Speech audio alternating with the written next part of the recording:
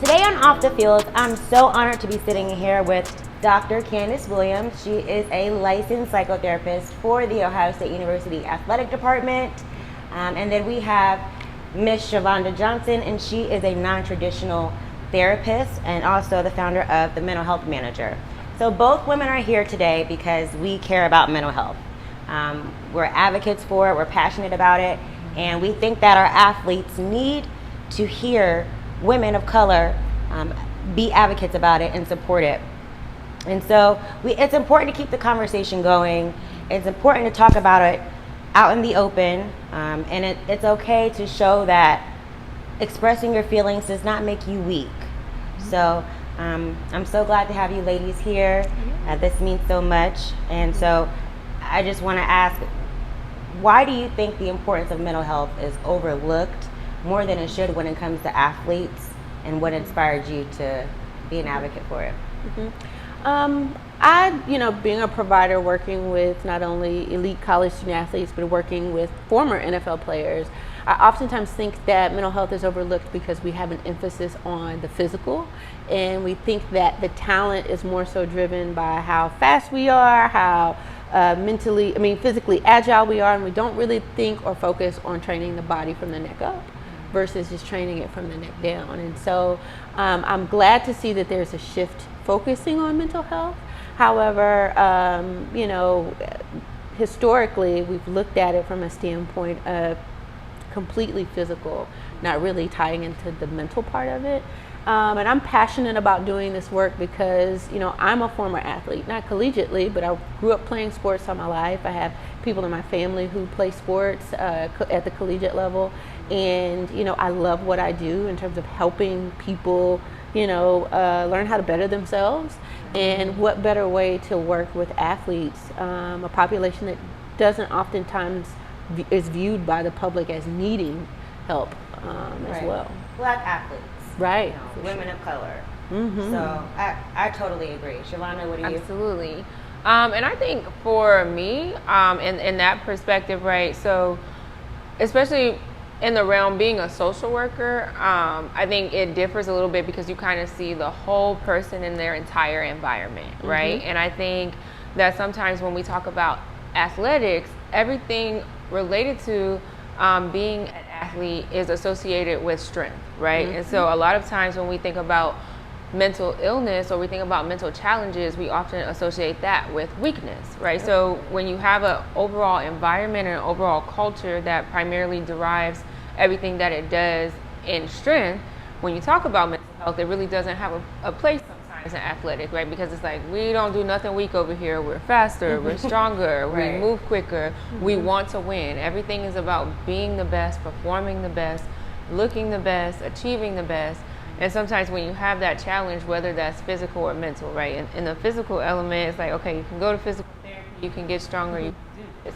But when it comes to mental, it's like, oh no, you can't go to therapy, you can't get stronger. Like, that's a weakness, you need to just deal with that. And also, I grew up playing sports. I played basketball and reigning tetherball champ in the house. So, I think in that regard, it really taught me a lot about the importance of, we all have our weak spots, right? Why is it okay for us to go to physical therapy, but not okay for us to kind of talk about some of the challenges or things that we have? So I think, overall, just mental health being associated with weakness is why it's kind of overlooked in terms of when we talk about athletics and athletes. Well, and to add to that, historically, sports psychology has been, that area of focus when we do anything related to mental or mental toughness. And we're starting to see a shift when it comes to the whole athlete of, it's not just about performing. To your point, it is about all these other things that are happening outside of their lives and helping them to focus on too that you're more than just an athlete. Right. Not that, you are just an athlete, but you're more than. But historically, in the world of mental health or mental toughness, it's always been a sports psychologist that purely focuses on performance and not any of the other things that we're seeing in terms of, eating disorders or substance abuse or anything related to just, trauma. Right. They have been trained to only focus on the performative aspect. Right. Or just let it out on the field. Let it out on the field. That's why you're playing, right? Right. But that's not always enough. And so when it comes to collegiate and professional athletes, do they have the option to identify themselves as, okay, you know how like when you're getting hired and you have hire paperwork, and for the Disabilities Act, you have to put whether you have depression and anxiety. Do collegiate and professional athletes have that option to identify themselves as that? Or, do they have to be examined by someone like yourself to get the diagnosis and then move on from there? I can't speak to the professional level, but I know at the collegiate level, we do what's called the CCAPs. And so it is a mental health screener that a lot of D1 universities have adopted across the nation. We do it at Ohio State, where we screen every student athlete, whether they're freshman, sophomore, junior, senior, fifth year.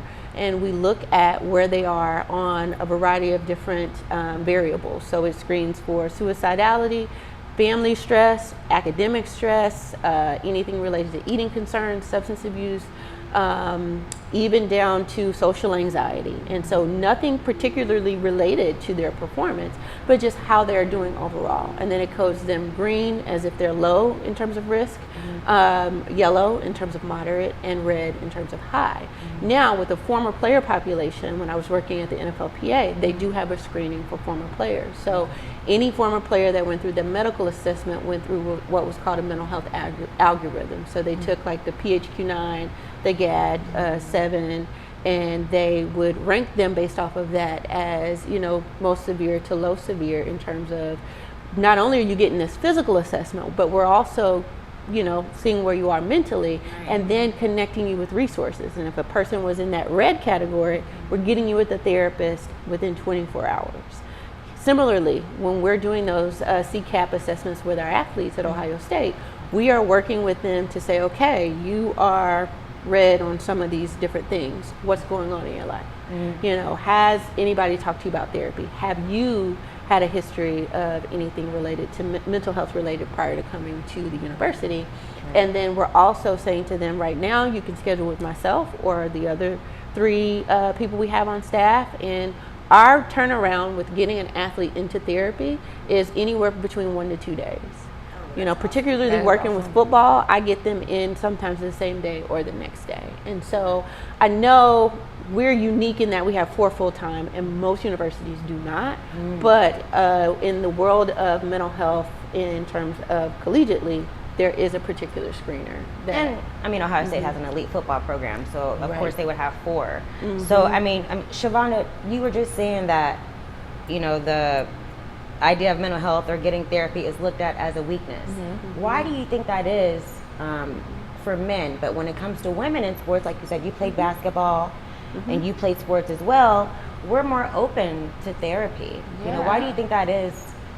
And I think with men especially, right, because, and even, us being as black women, we're in a unique spot, right? Because we have the same element where we put on our superwoman cape and we are, almost classically conditioned to be in a space of almost applauding people for being more resilient and looking down on people for experiencing challenge and difficulty, right?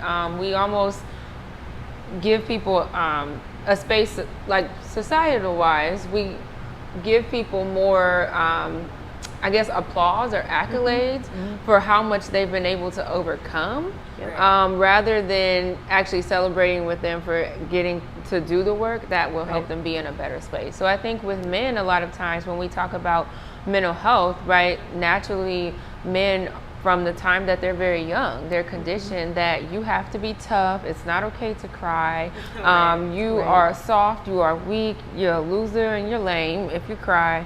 You're not ever gonna pull no chicks. You're not ever gonna, you know what I'm saying? Like everything that comes with naturally expressing emotion is cast down from a very young age, right? So if we're telling little boys, if you actually get hurt on the football field because like somebody's cleat went into your hand or something, no, don't cry, right? When you have a breakup or when you're really experiencing things, or maybe you fail a test in school, now it's like, I'm not gonna cry, I'm not gonna be weak, I'm gonna just put it to the side, I'm gonna put it to the side, I'm gonna put it to the side. But the truth is, we can only carry so much, we can only handle so much. And at that point, yeah, you can practice it on the field, you can let it out, you can do different things, but then also it's like, when that's not enough, then what, right? And that's where we get into those gray areas of, okay, I'm gonna start smoking a little bit of weed, drinking a little bit of Hennessy, self-medicating. I'm gonna go run through every single girl that I can find on campus or in the community when we're not at practice, right? And then those behaviors kind of are counterproductive, right? Because they actually get more in the way of their athleticism as opposed to being tools that they feel like can help them in that moment. So, I think with men, like, it's just that natural thing that nothing weak should be associated with a man, right? And I think it's kind of us in that position changing the narrative that mental challenges, I like that term you use, mental toughness, is just that, right? It is a thing that exists. It doesn't make you any worse than anybody else just because it's something that you've experienced and you want to actively work through it. Right. Yeah, and it's, set the ego aside, because that's going to help you tremendously. You're opening up a different compartment in your brain if you are able to set your ego aside and go to therapy. And, I know that I'm sure we all believe that a black therapist is preferred and what you should go with. But, what do you think are some of the benefits compared to not having a black therapist, and why you should really have one?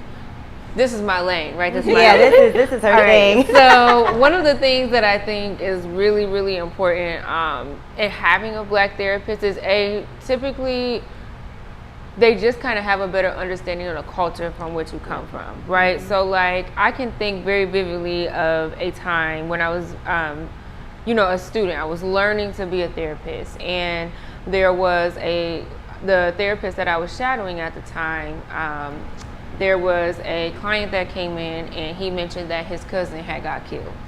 And so her next question was that your cousin on your mom's side, or was that your cousin on your dad's side? And he was like, oh, that was actually, my mama's best friend kid, but that grew up like my brother, our moms are really close. And she said, well, we'll move on to whatever's on your treatment plan, but since that's not your blood cousin, I'm really sorry about your loss. And she just proceeded on with whatever outline she had of the session. And I was just like,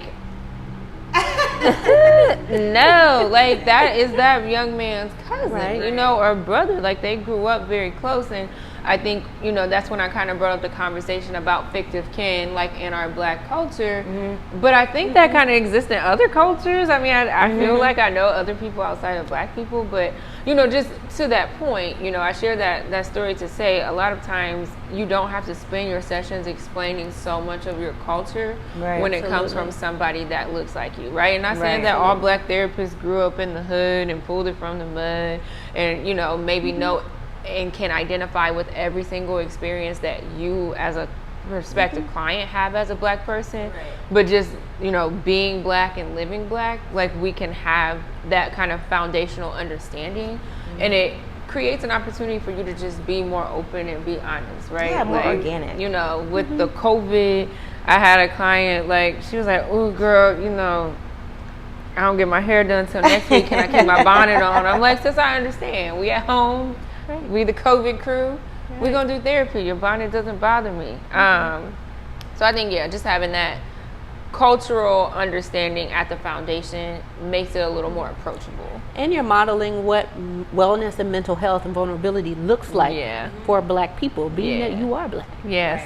Been black my whole life. Right? Being able to represent that and show it in its fullness, that every day is not rainbows and stars, and it's, hey, how are you feeling?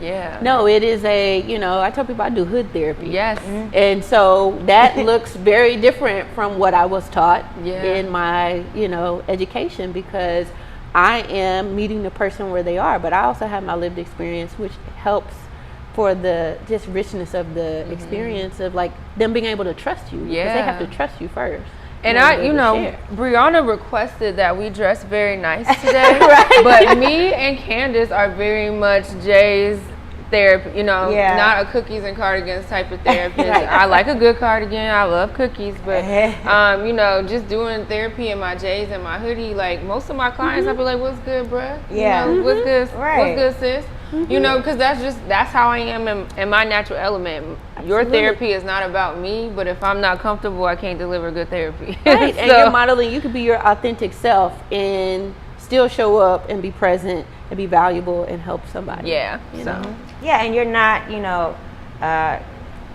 when we're ourselves and we're in our own element, yes, we may add, for a girls' night, maybe we may add some wine or something like that, but for it to be that comfortable where, because I'm not dressed professional, that's taken away any type of, barrier or any type of mask, so to be raw, that's the best thing for the players because you can talk about, did you hear what happened in the news to so-and-so? Or, there are just things that we can start off with and relate to compared to a therapist who's not white. Yeah. So, Candace, for athletes who don't know the difference, what's the difference between an athletic counselor and a sports psychologist?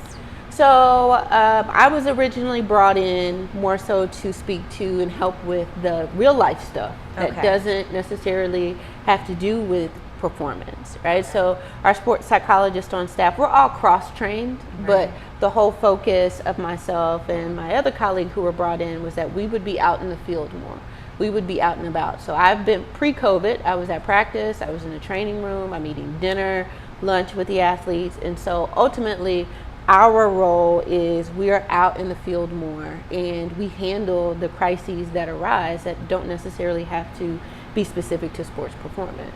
Right. We're able to do both, but mostly it is, to decrease that stigma around like, okay, you got to go to the therapist. It's like, oh no, Kansas at practice. I'm having issues with anxiety. Like, hey, what kind of strategies do I need to use? I mean, it's not uncommon for them to see us and be able to pull us to the side and say, hey, I'm dealing with some stuff, like when can I get on your schedule? And that was the whole goal of adding more people, is so that we could be accessible, so that we could break that stigma around like, okay, you got to go to their office on this part of campus, you may have to be on a wait list versus, hey, you can just text Candace and you can get on our schedule. Kind of like that open door vibe. So, and what about the players who have never been to therapy? Like they won't start until they've come to college because something's happened, whether they get a girl pregnant, they're on the football team, they're not doing good as far as their grades, loss in the family. So for the players who are first timers, when it comes to getting counseling and therapy, do they have a different process compared to somebody who does have a history?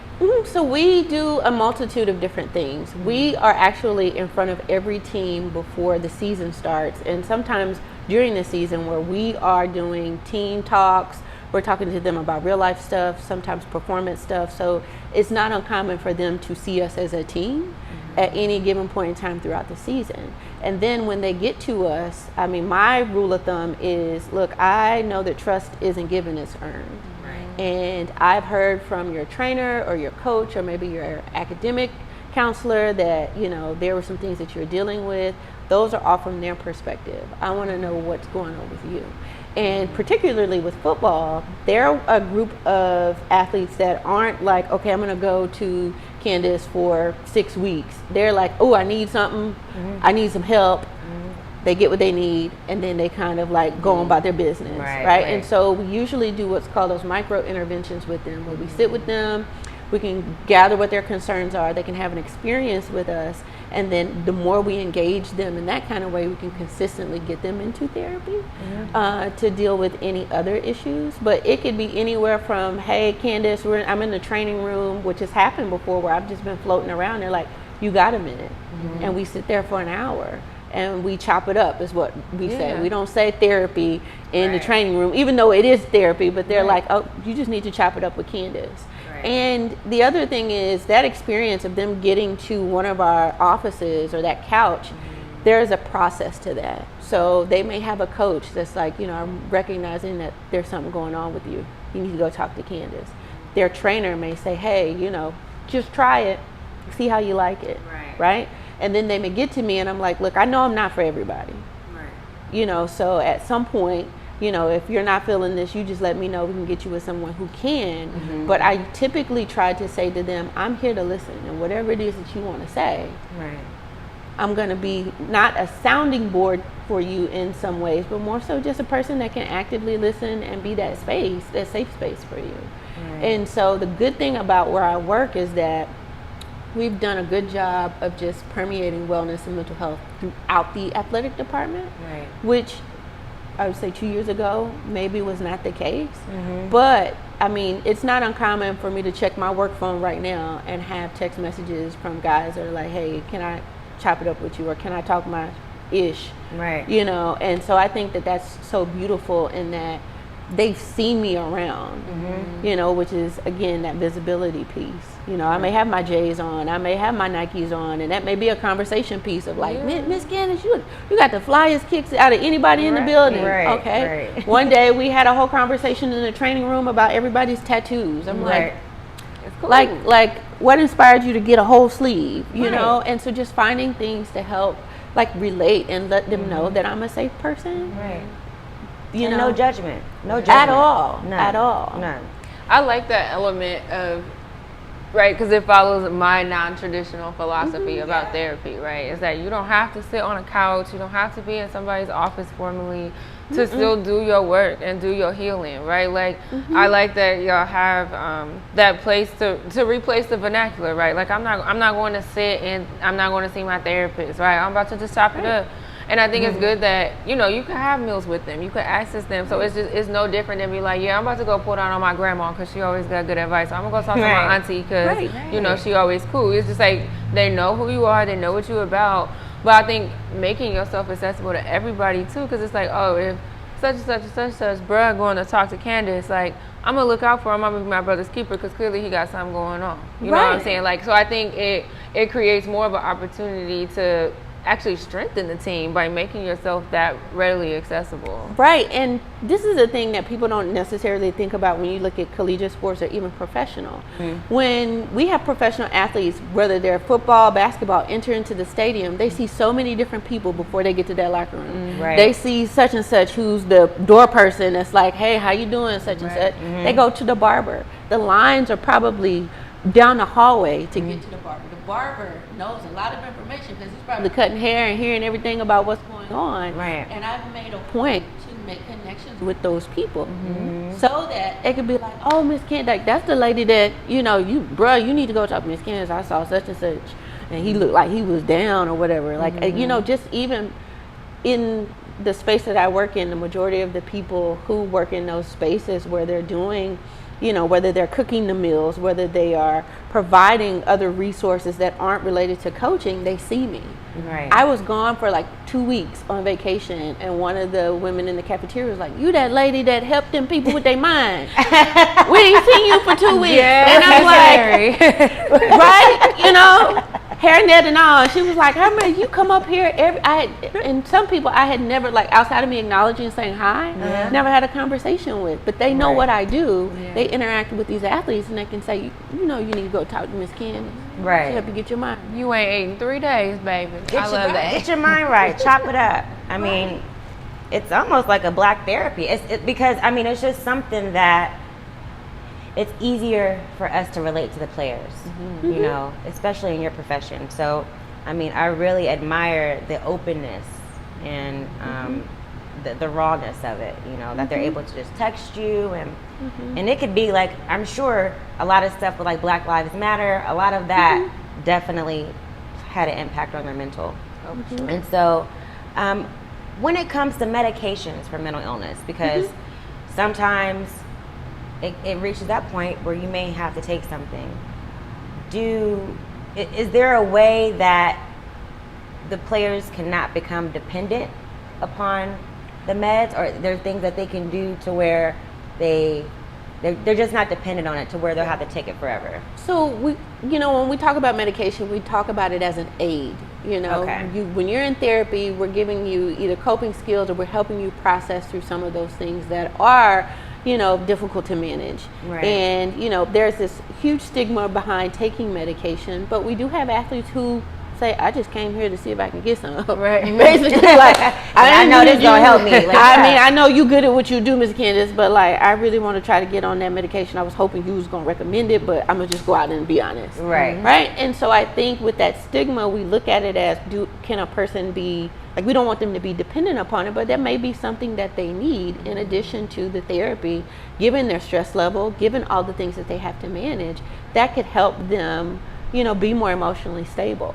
You know, I'm not the person that's like, hey, you should try Lexapro or Wellbutrin, because that's not my space. I'm not a psychiatrist or, you know, a nurse practitioner or a PCP. But the way I talk to athletes about it is that this is something no different than you needing to take Tylenol for a headache. No different than if you were diabetic or if you had any other type of illness that required for you to take any type of medication to manage it. There may be something there in terms of you trying it. There's a difference between anxiety and depression, as we know. Right. And then there's that spectrum of schizoaffective, schizophrenia, bipolar, where you do need to take those things pretty regularly in order to manage that symptomology. But, you know, we talk to them in the terms of, like, you know, sports performance, because everybody's like, how is this going to affect their performance? Right? And it's like, well, outside of you being dehydrated and making sure that you drink more water, there's really not any scientific proof that you taking it at this dose is going to, mess up your performance. If anything, it would enhance it. You know, we have athletes who have ADHD who take, medication to manage that. And so when I talk to people, I look at it as an aid to certain things. You know, you increase your coping skills, your stress level decreases, you may not need to take Wellbutrin all your life. Right. You know, it's just something that is, and it doesn't cure everything either. We know people who probably are choosing to do medication and not therapy and realizing, like, okay, I need more as well, because there's that behavioral aspect of the mental health in terms of you doing things pretty consistently to help manage your symptoms. Right. And I mean, the medication itself, like you said, it won't necessarily, you know, mess with their performance. But I just hope that we don't reach a point where, okay, say if more of our Black athletes are continuing to be even more open about mental health and taking medications. Yes, I take this, I take that. Our committees and boards going to say, okay, no, that's a drug. They don't qualify because they have this drug in their system. Well, I'd rather they take prescription medication than to self-medicate with alcohol and substance abuse, which is what we have seen. And sometimes they use it recreationally, not realizing that they are self-medicating. Right? And so it's like, well, this helps with my anxiety, but that is a banned substance. So let's get you something that is prescribed, that is under the care of a psychiatrist or a physician, and making sure that, you know, if you're taking it consistently, how we monitor that. You know, the other part of that too is, outside of there being the stigma around, you know, medication, if you look at any other, I'd say, gender and race in terms of substance abuse, especially marijuana, is African American men, you know, across different sports. And so I think, you know, as we try to decrease stigma and educate our athletes, letting them know, yes, something you used to do with your mom when you were 14 as a coping skill to help you calm down and focus, we want to elevate that in terms of helping you grow and educate you on something else. It could be your decision to take Lexapro, Wellbutrin, or it could be, you know, your ability to manage yourself. But I think as just being on the sports medicine and sports, you know, mental health side of things, there are banned substances, but those are more performance-based. Nobody looks at, you know, Lexapro and Wellbutrin as like performance-based. It's like, rig this race. Right, it's more so like, yes, you need to keep taking that that you can. But I think too, I mean, just within our community, we have this averse, like this kind of pushback against medication because, I mean, ultimately, white people just try to give you a pill and tell you, oh yeah, I mean, here you go, you can do know, that. You know, the thing is this, I feel like in our culture, it's like, okay, if I'm on this med, right? And then it's more than one, someone, are you crazy? What is that for? Oh yeah, my mental, you must be crazy. No, I'm not crazy. It's just something to help me to get through the day. You don't know what I may be going through. With the professional diagnosis, it is better to take those medications. And think about it, as Black people, not most of us, but we are a population that is susceptible to high blood pressure and all these other medical issues, where some of us are dependent upon that little pill thing from Monday to Friday. When I would rather you trade all of those just to help manage your nerves. You know how it's like, my nerves is bad. It's like, oh, you're gonna run my pressure up. No, you have anxiety. Yeah. You have trauma that you haven't processed. My nerves is bad. That means anxiety. Whole name for you. And if it's trading a pink pill for, or your diet or whatever the case may be, I think globally we as a culture have to also look at how we could potentially be perpetuating that stigma of mental health and taking care of yourself. And so one of the things I try to do is, again, I do hood therapy, but I'm also mindful of, here's some education and here's how I can help you evolve around this topic so that you're more informed, so that you're not walking around with, okay, well, yeah, Miss Candace is a good therapist, but like, I don't need medication, or like, I don't need to process my trauma. Like, no, these are things that you still need to be mindful of. Yeah, and maybe you haven't dealt with some trauma from your childhood, or high school. And so it's really important, I feel like, to implement what I want to call mental health days in the sports world. And so I know Kyrie Irving, at one point, he was a big advocate for it. And now we even have Naomi Osaka. So I love the fact that she was able to voice that and put that out there. It opens up just that door in general, especially Black women in sports. And so do you think mental health days should be implemented in the sports world at this point, like for collegiate level, professional level, maybe even high school? So we haven't gotten, I would say globally, or in terms of across different universities, I can only speak again to Ohio State. We have implemented that with a couple of our sports. And one with our women's softball team, and then that was in the fall of COVID. They could ask for a mental health day. They didn't have to give a reason. They could just say, hey, I need a day off. And then the coach that following semester, this past spring, said, Candace, can I give them a mental health day? If I notice that they're not doing well at practice, can I tell them, you know what, I just need to take one of my days. And I told her to convey to the team, just say, I've discussed this with Candace. You don't. I'm not kicking you out of practice because you're doing anything wrong. I'm just giving you some time. A couple of our other teams have done it. I've seen our football coach tell somebody they could have a whole week off because they were dealing with some things. And so I think it's, of course it has to be at the,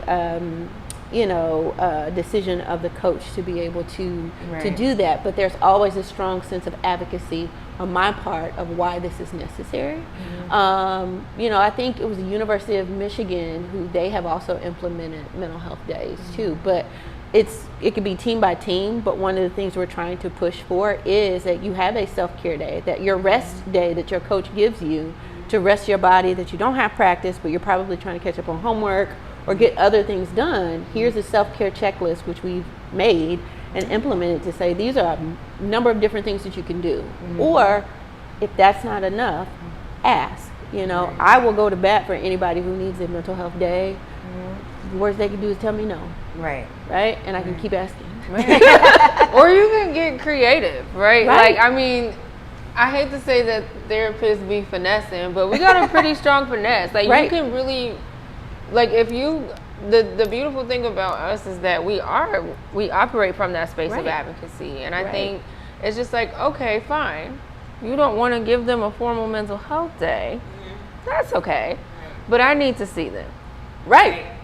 And if that's for 4 hours, then that's for 4 hours, If that's what the documentation says, that's what the documentation says. And it's not that we're trying to step on anybody's toes. It's not that, us operating from the mental health space don't care about what happens, We work very, as an interdisciplinary team. But I think sometimes, when you need to get things done, you need to get things done. And so Right. I think adding the mental health day also, it adds the humanity back into the person, right? Right. It gives, athletes an opportunity to see themselves as more than just someone who makes money for other people, Right. someone who, fills stands and gives other people a reason to live for Saturday, right? Right. It's like, I am a person outside of this Right. uniform, whatever that sport may be, or outside of those cameras, outside of those microphones, outside of those little things at the bottom of the screen. Like, I am a person. I need to be recognized as a Right. person. Right.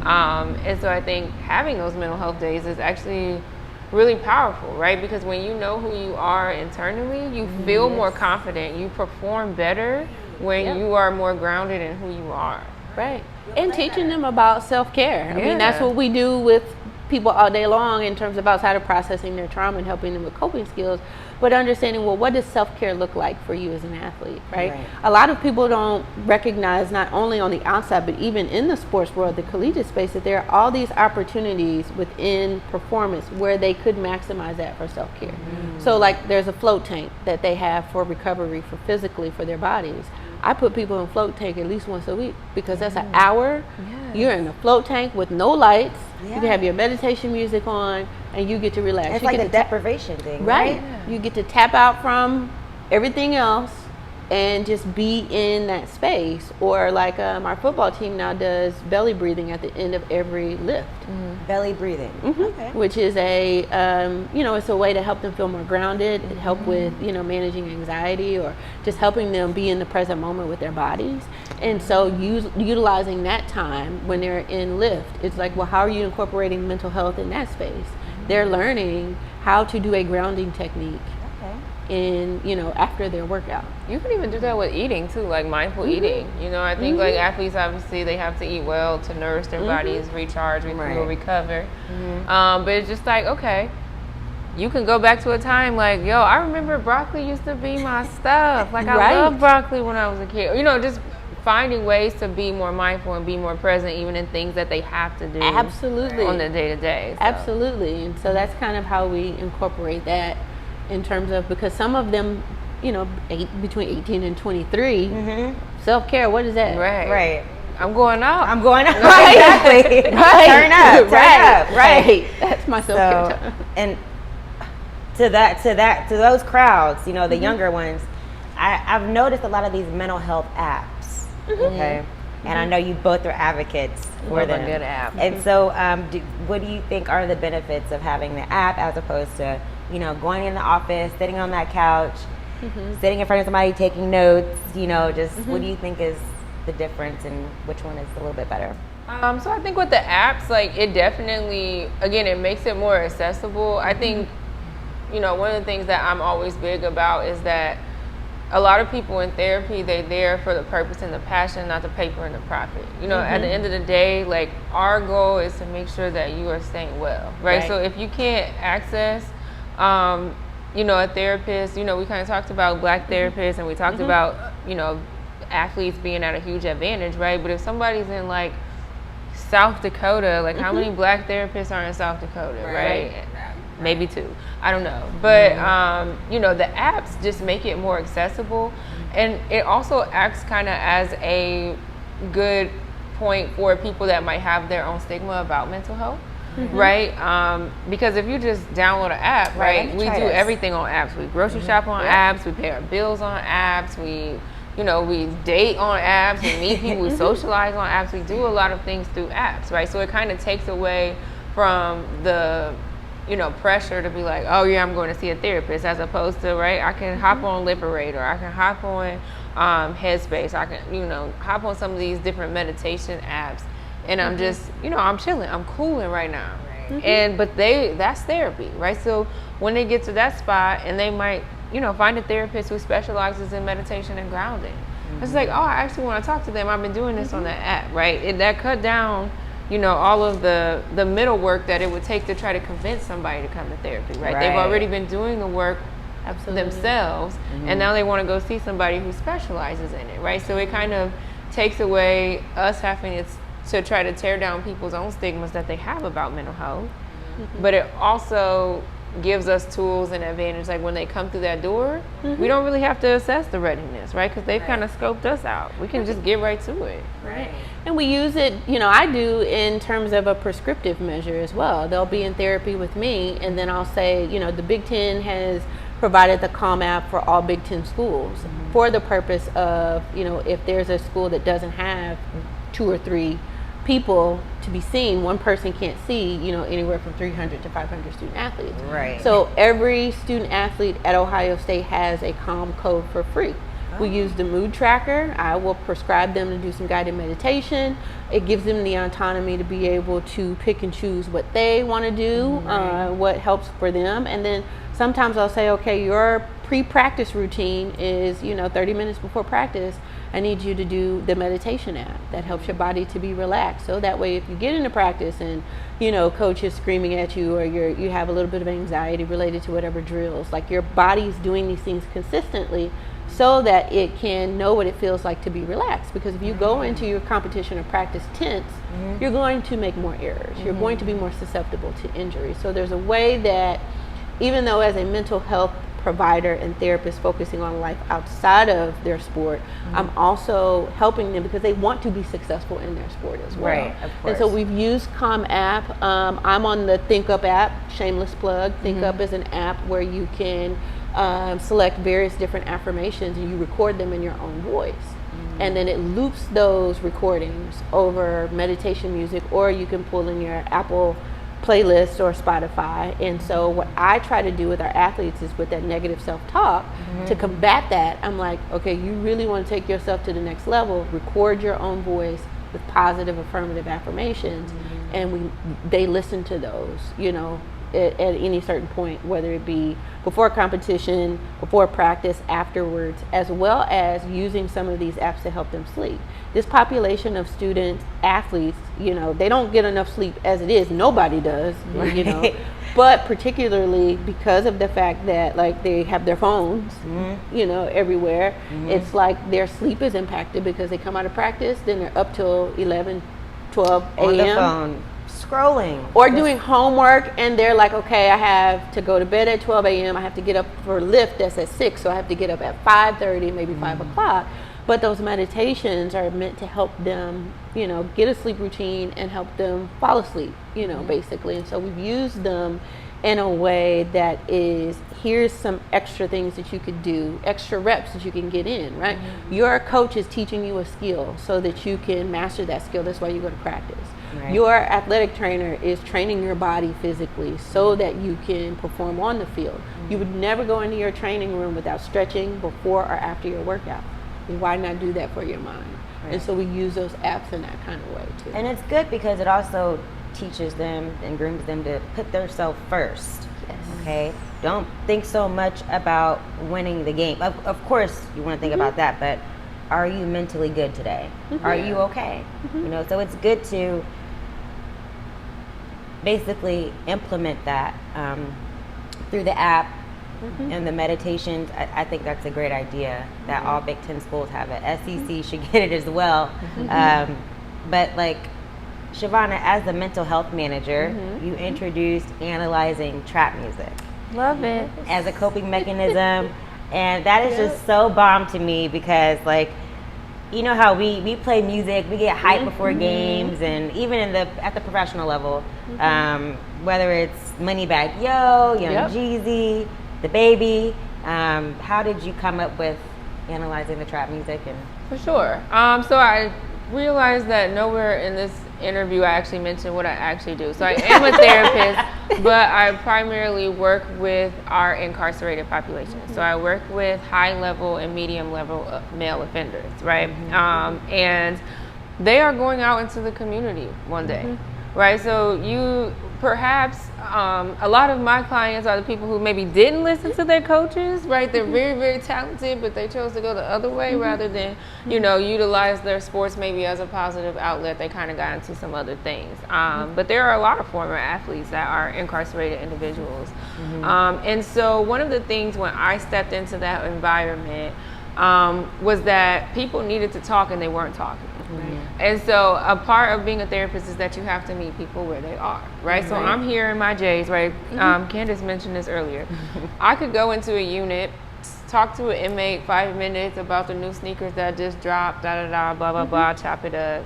And I'm just like, yeah, so like when you fly and stuff, where you be going, who you be with, what y'all be doing, what y'all be talking about, what you entertain, therapy, boom. They be like, oh, Ms. J, you got me. Right, Like, we talking, you trap me. Yeah. Right? And so I think that utilizing trap music was a way to give people a place of space of relatability where they could have a conversation without it feeling so formal as therapy. Yeah. But I really could kind of gauge, like, what is their level of trauma? What type of things have they been exposed to? What are the barriers that they put in their, you know, in their own way to kind of hold them up from being successful, right? Because my goal is to work myself out of a job.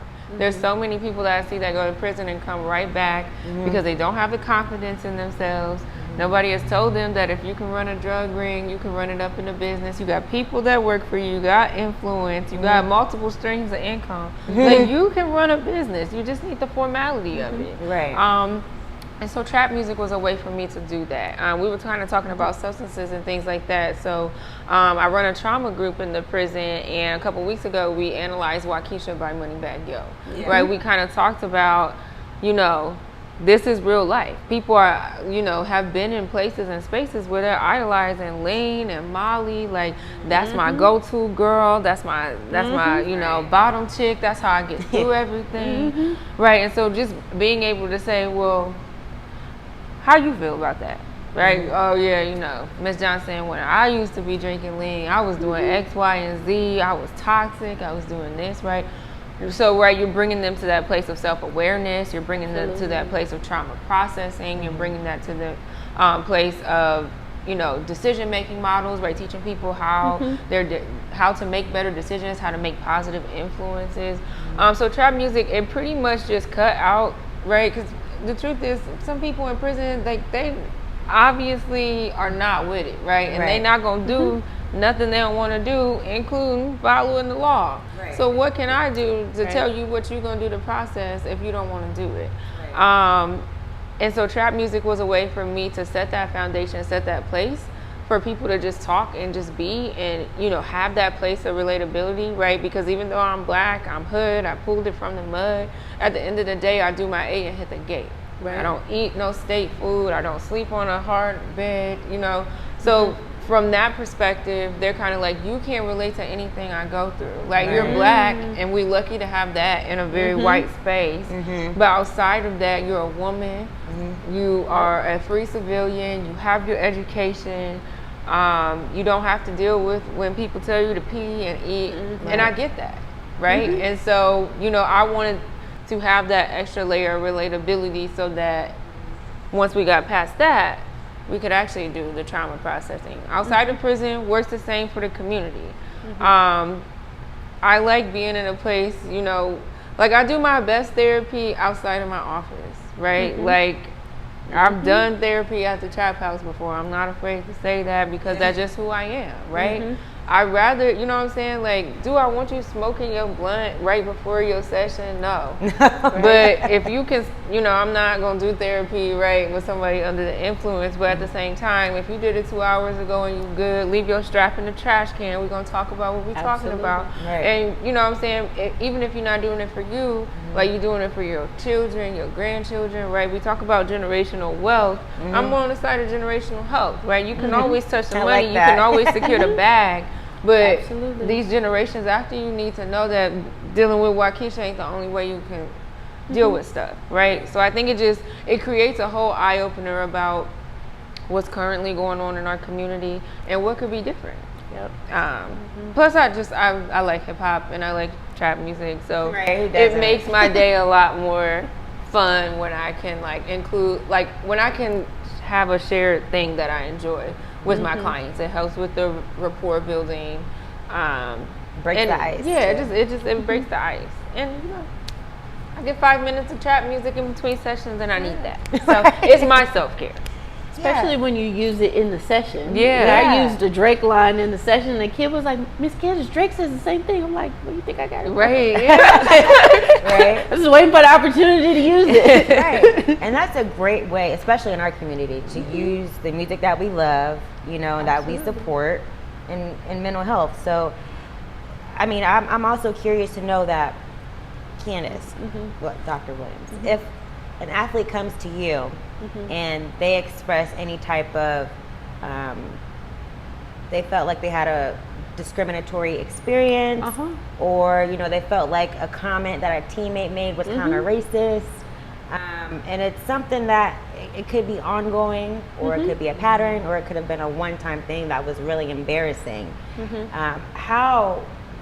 What advice do you give them as far as coping mechanisms when stuff like that happens?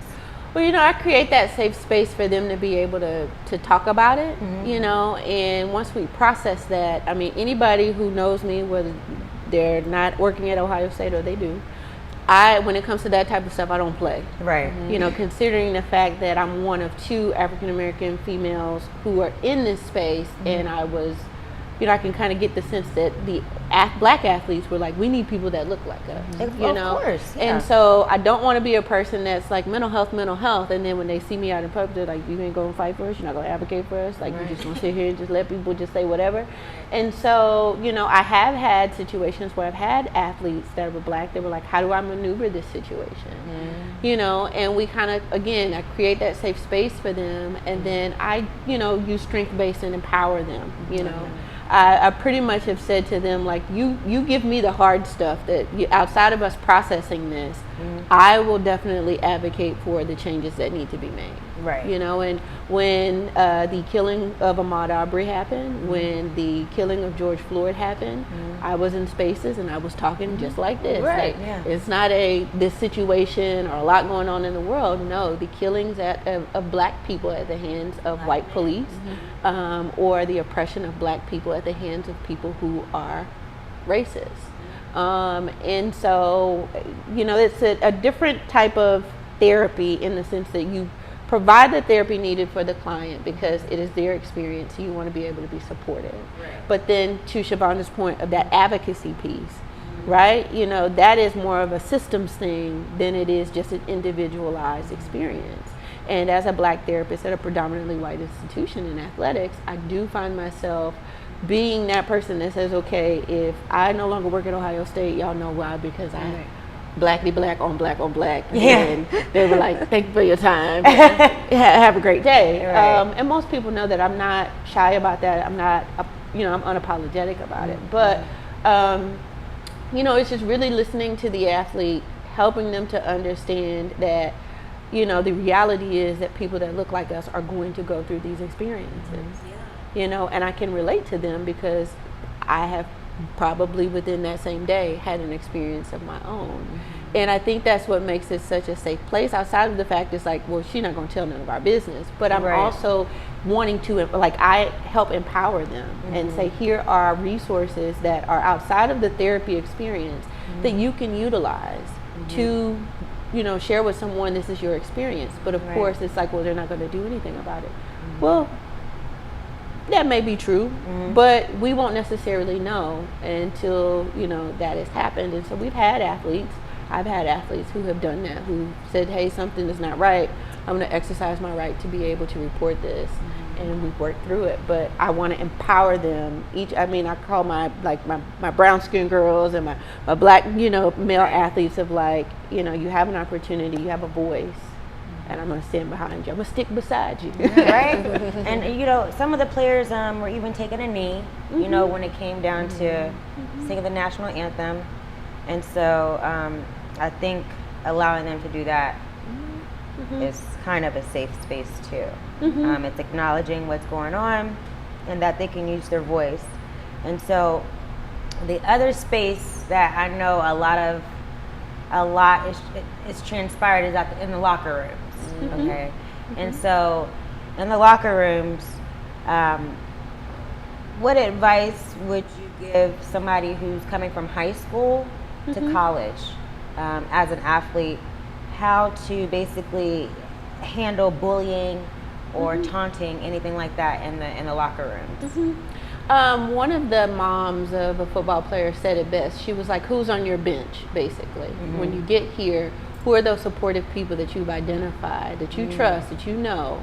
And of course, you know, as a therapist, not to say that I asked for the tea, but we oftentimes we know tea is necessary. We know a lot of information that we, you know, by law can't share or tell anyone unless somebody's going to be a harm to themselves or anyone else. Right. But, you know, we are very much aware of the things that are going on, which gives us an opportunity to really go to some of these situations or spaces and say, hey, you know, y'all need to take a better look at monitoring what's going on with this, that, and the third.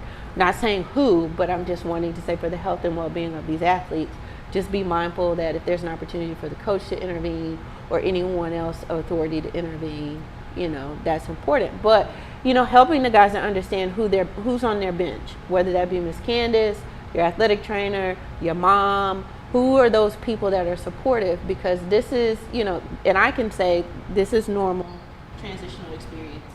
This is not, you know, but it's all about empowering the athlete, because they're going to probably say, well, you know, Ms. Candace, I can't speak up about that because then somebody's going to say you soft or this, that, and the third. And this is just, you know, everybody goes through it. But I think it goes back to the point we talked about earlier of this machismo, like this macho kind of mentality that, you know, you have to go through something, you know, in order to be deemed strong or, you know, to be deemed worthy, you know. And when our young athletes get here, it's like, okay, for one, you already have the pressure that you've put on yourself. Your parents already have put pressure on you. You're a freshman. You're adjusting to the fact that there are people who are more talented than you based off of where you came from. And then there may be people on this team that you look up to who, just because of the nature of the sport, don't even pay you any mind or are making it difficult for you. Acknowledge you. Right, and that's where we talk about, okay, snitches. Some of them do get snitches, but in this case, you won't. And the other part of it, right? Yeah, in not this here. particular case, in this aspect, you won't. Now, I don't know what it's like when you go home. If you're on the block and you say something about somebody that you mess around and get beat up. Right. But here, you know, we want them to be able to talk about what they're experiencing and what they're going on, because I can't do anything about it if I don't know. Right. You know, and so that goes back to every conversation we have with them. We talk to them about the signs and symptoms of depression. We talk to them about what are particular things that people could be going through related to that. Hazing is something that is not tolerated, you know, and bullying is something that is not tolerated. But one of the things that people don't often are not mindful of, and that's not just particularly with football, is that we have a number of black athletes across the country who are on predominantly white teams. You know, and what someone might say is not them bullying could, for that athlete, be, you know, perceived as such. When you have somebody saying, oh, let me touch your hair. How do you get it so curly like that? Or making statements about black people, not realizing that you have a black person on your team. And so, and just thinking about, you know, athletes in general in terms of them coming into these spaces, I'm more so mindful of those athletes who are black, who are in predominantly white sports, because of the fact that there's so many different layers there in terms of being the only one. Right. Yeah, I mean, that makes a lot of sense, because if you're at a HBCU like FAMU, for example, you have you have a lot more people who look like you, number one. Right. Number two, the support system may be different, you know? And so that makes a lot of sense. And using the support system, your family, your mother, your siblings, it's good to talk to them about whatever you're feeling mentally as well, right?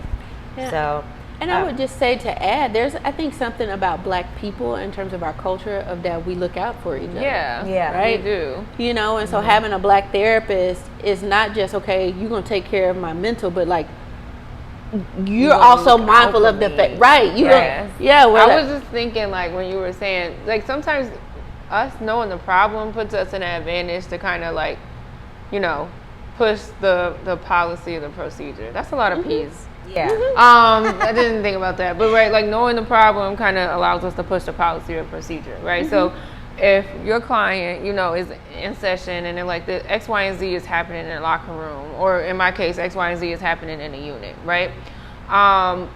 we don't have to necessarily say, well, so-and-so is having this issue, right? As opposed to going to the person in charge and like, what do you think about maybe restructuring this? I was doing some research, right? Because they think therapists, we do all this research. I was doing some research at another university. They've maybe tried structuring this. I'm interested to see how this might affect overall student wellness, right? And knowing that we're, looking out for that one client, but maybe doing something to change the like procedure or the policy about how things are run. Yeah. To prevent that from happening to someone else, right? We're not giving any disclosing information. We're not putting our client in a dangerous place. Right. But we are actually, doing the advocacy work, like being behind the problem and perhaps seeing the benefits of a different way of doing things to create a more positive outcome or solution, I think can be really powerful. Yeah, I agree. And it's good for athletes to use their platforms to speak up, tell. I know the story is private sometimes. Sometimes you don't want everybody to know because, then you may have people trying to block your blessings and, negative energy. But as we move on from this pandemic, because it definitely affected sports, but it affected black athletes a lot because of Black Lives Matter and all the police brutality. So I think if we had our own sports organizations, like if we had a black NFL, a black NBA, do you think the support would have been different when it comes to Black Lives Matter and handling that mental toughness and turning that on? Do you think it would be different if we had our own organizations, like major sports organizations, compared to what we have now? I would say if I were to draw from one, I mean, the Big Three, which is owned by, I think, Ice Cube, is a example of the fact that they have former NBA, or I think some people who were in the NBA but now play for that league, where they were really beefing up their resources related to mental health, so much to the point where they had, I think, a mental health committee, and there were particular athletes. One of them, I think his name was Royce Wells, who was the first NBA player in the league to say, hey, I have anxiety. And he was playing with the Houston Rockets, and he was like, I can't fly. I need a bus. And they were like, yeah, we understand you got some stuff going on. Get some medication, go to see a therapist. Right. We can't really help you. But I remember him posting about how there were it's just this really this focus on their experiences during COVID from Black Lives Matter and getting them involved in that. And I'm not necessarily sure if it was Ice Cube, but in terms of their board, really pushing for resources in terms of what they needed. The majority of the athletes in that league are black males. Yeah. And so, if I use them as an example, and I'm just thinking about the times that I went to their website and really looked at what he was speaking to on Instagram, they understood the black male experience at the professional level in terms of having a platform, and then not only seeing these things take place in America, but also having that experience as well. There have been a number of athletes, be it professional or college athletes who are black, who have had their own experiences with the police, who did not recognize that they were a celebrity or an athlete. That athletic identity had no merit or weight in the outcome, power in the outcome of that interaction. And so, I think that in terms of understanding the black male experience, in terms of an athlete, yes. In terms of mental health, I think there's still more that needs to be done, particularly for us to understand it, right? Because, if we live in a system that oppresses us and we are working to try to just keep our head above water, some of us are buying into the mental health, and others are like, you need to go see a therapist, girl. Let me feed you. Let me feed you some mac and cheese, some cornbread. You'll be all right, girl. Crazy people go to therapy. You don't need that. That's for white people. That's for white people. Right. You don't need that. Like, what they gonna do? They gonna tell you stuff you already know. They gonna tell you stuff I've been telling you. Right. That's the good one. They gonna try to tell you who you are when I know who you are. Right. Okay. But I think we have to, expand that conversation in terms of what does mental health mean to us as black people, because for so long we have been told, like, okay, here's the Western way of doing things. And I think some of us, myself and Shavonda, who have been in these classes Like, where are the black people at? Right. Like, Where are they? We're in multicultural counseling, but like, what does it say about? Oh, there's like a page and a half about black folks. Okay, Right. cool. Right. But I think we have to evolve as a culture, and then in order to understand, okay, what is it that we're, because those athletes are professional. You know, they're at the height of their careers. Right. What does that look like for, you know, little Jason who is playing Pee Wee football? Right. What does that look like for the athlete who we put our kids into sports to socialize them, to get them to understand about, you know, you're going to win, you're going to lose in life, you know, but you need to like learn how to interact with other people. But at some point we get to paying out for like, you know, trainers, sending them to camps. My son is really good. Right. And then it's like, oh, he's going to go to college, he's going to go to NFL. Yeah. But then there's a particular point where outside of these professional, you know, sports organizations and even at the collegiate level, we have athletes who are coming into college with mental health related issues. Exactly. And they haven't even been diagnosed yet. Or they've never been to therapy. So it's so important for us to keep encouraging, and being women of color, it's important for us to voice that it's okay to express your feelings. Absolutely. It's okay Absolutely. to set your ego aside. Especially- it's okay to play Moneybag Yo in therapy because Right. you have a black therapist. It is She what it gets is. And the majority of these young people, the men I work with, have black mamas. Yes, Yeah, they do. right. You know what I'm saying? Like, I can't even tell you how many times it's just kind of like, oh, you know, Miss J, like, you're real cool, you're real chill. My job here is not to intimidate you. I don't know where you got that narrative that therapy is for me to just make you feel worse about yourself. Right. Because it's not. Right? My role here is to help you have the tools that you empower yourself and the people that you do business with, right? And for you to always be true to who you are and have a strong understanding of where you fit and, like, you know, what your moral compass is, what your foundations are. My job is not to tell you that you're a bad person, or my job is not to make you relive traumatic experiences. Our job is not to, you know, try to pull down on your character. Our job really is to help. My job is not even to be nosy. There's some things that people share in therapy that I'm like, no shade, I love what I do, but I really could have lived my life extremely successfully without ever knowing that about you. Like, Because they'll say TMI, and I'm like, yes, this is a safe space, but like that's like deep in there. You know what I'm saying? Thank you for sharing that vulnerability with me. But then that's when I gotta go practice my self-care after work. Like, whew, all right, let me do my thing, because that's a lot. That's a lot of somebody else's stuff to carry. Yeah. But I think black therapists are the hidden gems of the black community in terms of what's going to change the narrative in terms of just mental health. That's so true. Because I think it's just also when you go see, there's nothing wrong with the white therapist, okay? There's nothing wrong with the white psychologist or anything like that. You know, you have your preference, but we're being advocates for introducing a black therapist because, one, when you first walk in, that pressure is not there like that. Yeah. I just don't think it is. Yeah. That judgment is not there. Maybe snide remarks or snide looks. Sometimes body language gives off a certain energy as well when you're in therapy, you know, with the white therapist or somebody who's just not black. Right. And the body language, most of the time, it reads off like that person doesn't even have to be that type of person, you know, but I'm better than you, or this doesn't, that's like looking down upon that black athlete or black man or black woman just because of their struggle. Right. The white privilege is already there, you know. Right. Unless you have somebody who's aware of the fact that they have white privilege and that they have biases, right? As all therapists, they encourage us to really check that at the door. Right. You know, but if I think of it this way, like, we all go to hairstylists, and we go to a hairstylist that's probably black because they specialize in caring for our hair.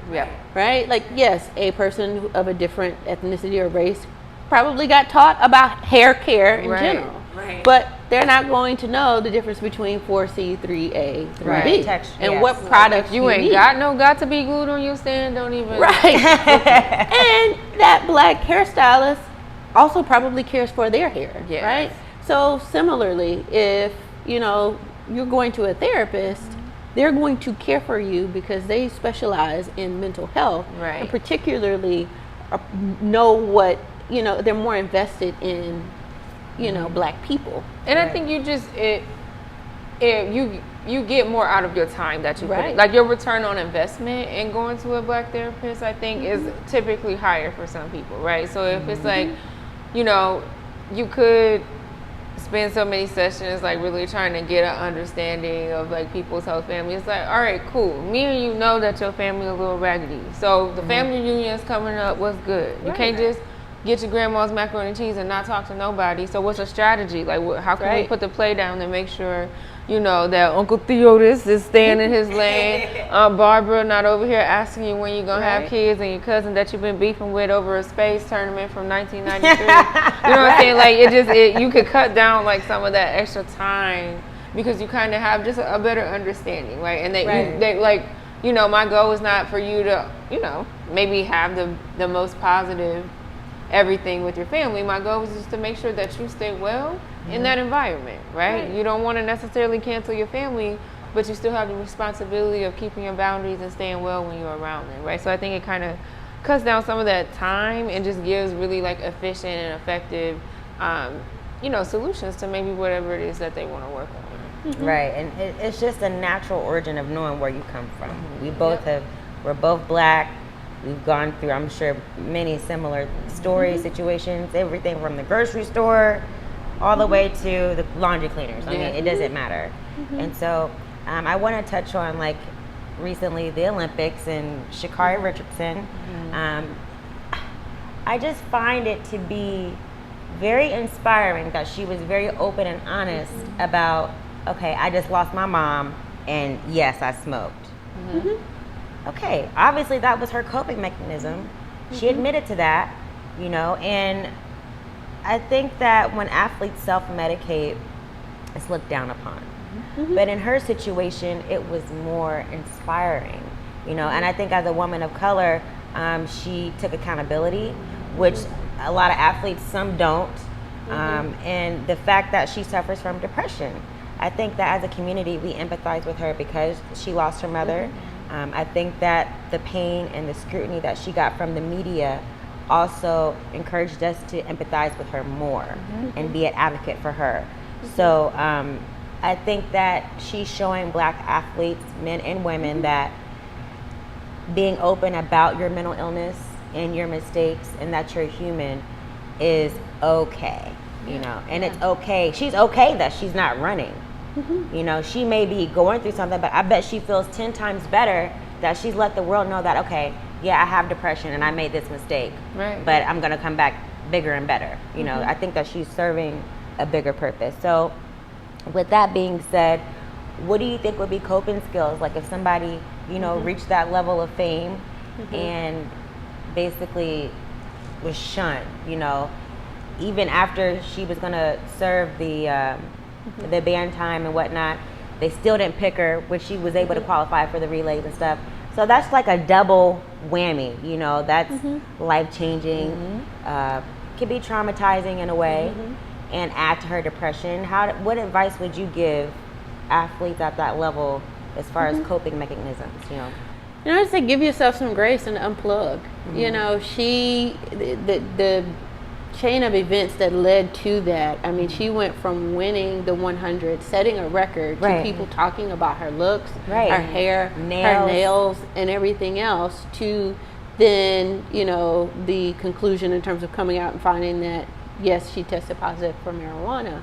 I've had clients who've been at the height of their performance and even their career, and they get so overwhelmed emotionally with everything that is going on that it's like, it's okay to take a break. We've seen that with Naomi Osaka. She was like, you don't get to have access to me. And no that press. is, being able to set that boundary and teaching athletes of how to do that, considering that a lot of, what they are, I guess, doing on a day-to-day basis outside of the fact that they have a professional career, that whole name, image, and likeness and fans and people just inundating them with comments and folks commenting about just her body and don't even know her. Right. Right. And like, you know, that is not reality. It may be reality to somebody who got Twitter fingers, but that's not the reality of their day-to-day world. That's just the internet. And so being able to say, it's probably time for you to take a break.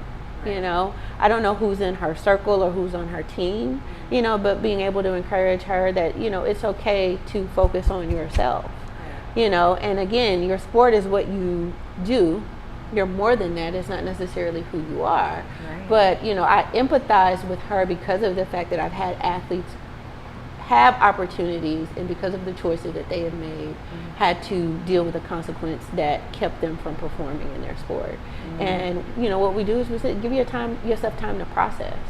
It's not a matter of how soon can I get back on the track or how soon can I get back on the field, but just being able to take it all in, reflect on it. What does this feel like? You know, we oftentimes have people who come into our office and are like, I don't want to feel this way. Well, sometimes you don't necessarily need to have a solution right then and there. Right. You just need to sit in it, you know, and just being mindful that, like, okay, you do have this opportunity and you have so much influence, you know, in that way. And so for me, not looking at how many people are talking about her, but how many young people she's inspiring.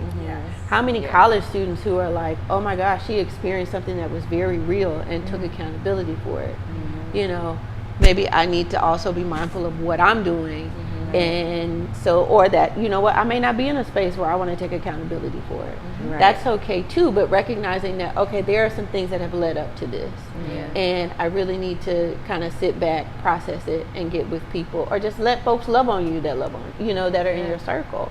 And so, you know, of course, my first train of thought is go to therapy, but my second train of thought is like, that's all cool, and yes, I'm a therapist. I'll advocate for it all day, but there may be a time where she just needs to have a space to sit and process it and think through it herself, and give herself that grace. I mean, Naomi Osaka's documentary is coming out on Netflix, where she talks about, you know, just her experience being an athlete, but she said, I never meant to be the face of mental health.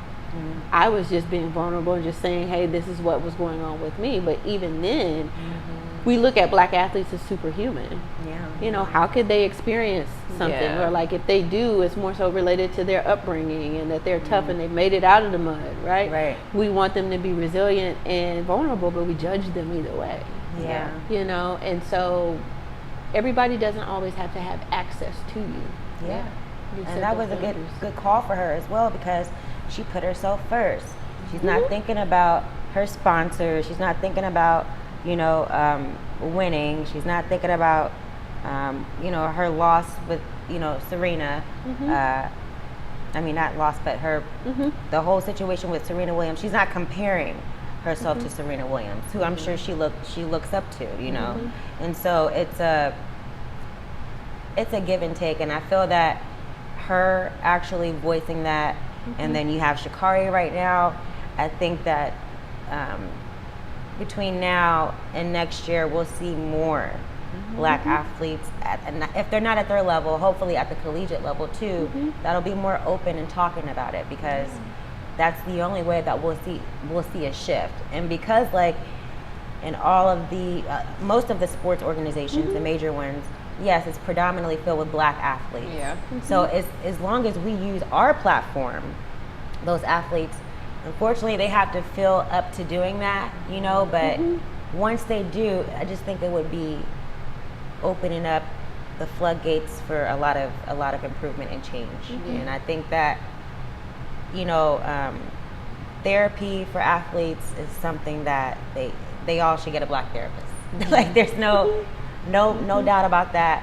And it's not being racist or anything like that. It's just saying that representation is important. So whoever you are trusting this, you know, confidential information with, would you rather it be, you know, someone who you can relate to, that you feel comfortable with, or would you rather it be, you know, somebody who your agent picked for you and say, this is who I go to, try them out. That's not the way to go. So I'm so glad that we had this conversation, because it needed to be had, and I think that it'll basically inspire a lot of other people in powerful positions like ourselves to create more content like this. So Absolutely. that is all for today, folks. Thank you for tuning in on Off the Fields, where we keep it raw and real. Make sure to follow at Off the Fields, OTHEFIELDS, and at The Sports Doc on Instagram to follow Dr. Williams, and at Mental Health Manager to follow Shavonda Johnson. Thanks for tuning in. Next week, we'll be talking about sexuality in sports, so see you then.